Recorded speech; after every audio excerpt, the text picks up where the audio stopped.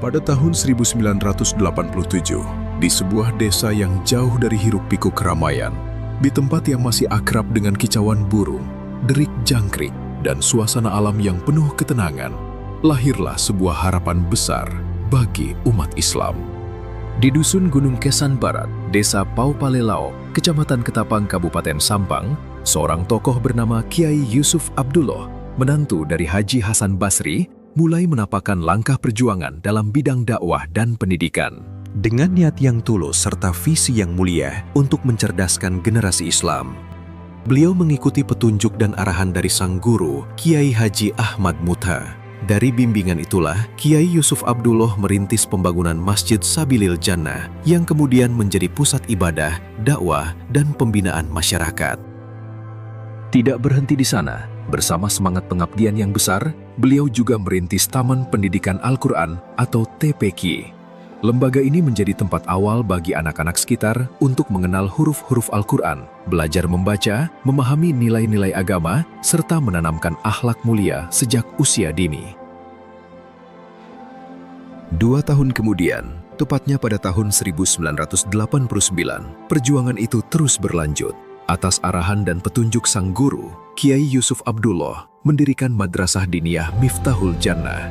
Madrasah ini menjadi wadah pendidikan agama yang lebih terarah bagi masyarakat, khususnya bagi anak-anak dan generasi muda di lingkungan sekitar. Pada masa-masa awal perintisan yang penuh keterbatasan dan perjuangan, hadirlah sosok Ustadz Muhammad Duri. Beliau menjadi salah satu guru pertama yang dengan ikhlas mengabdikan diri, mengajarkan ilmu agama, serta turut menanamkan fondasi pendidikan Islam di lingkungan Miftahul Jannah. Hari demi hari, perjuangan dakwah dan pendidikan ini terus tumbuh. Dari langkah kecil yang dimulai dengan keikhlasan, lahirlah semangat besar untuk membangun generasi yang beriman, berilmu, dan berakhlakul karimah. Puncak dari perkembangan tersebut terjadi pada tanggal 2 Juli 2004. Yayasan Sabilil Jannah secara resmi membuka lembaga pendidikan formal di bawah naungan Kementerian Agama, yaitu Madrasah Ibtidaiyah Miftahul Jannah dan Raudhatul Atfal Miftahul Jannah. Kehadiran MI dan RA Miftahul Jannah menjadi bukti nyata bahwa perjuangan para pendiri tidak hanya berhenti pada pendidikan non-formal, tetapi terus berkembang menjadi lembaga pendidikan yang lebih luas, terstruktur, dan berkelanjutan. Namun, setiap perjuangan memiliki kisah pengorbanan. Setiap pertemuan pasti akan sampai pada perpisahan. Pada hari Ahad 11 April 2021, bertepatan dengan 28 Sya'ban 1442 Hijriah, Kiai Yusuf Abdullah berpulang ke rahmatullah. Kepergian beliau meninggalkan duka yang mendalam, namun juga meninggalkan warisan perjuangan yang sangat berharga bagi umat. Setahun berselang, pada hari Ahad 28 Mei 2022, sang istri tercinta, Nyai Nyayah, yang selama hidupnya setia mendampingi perjuangan beliau, turut menyusul menghadap Sang Khalik. Kepergian para pendiri bukanlah akhir dari perjuangan, sebab amal baik yang ditanam dengan keikhlasan tidak akan pernah hilang.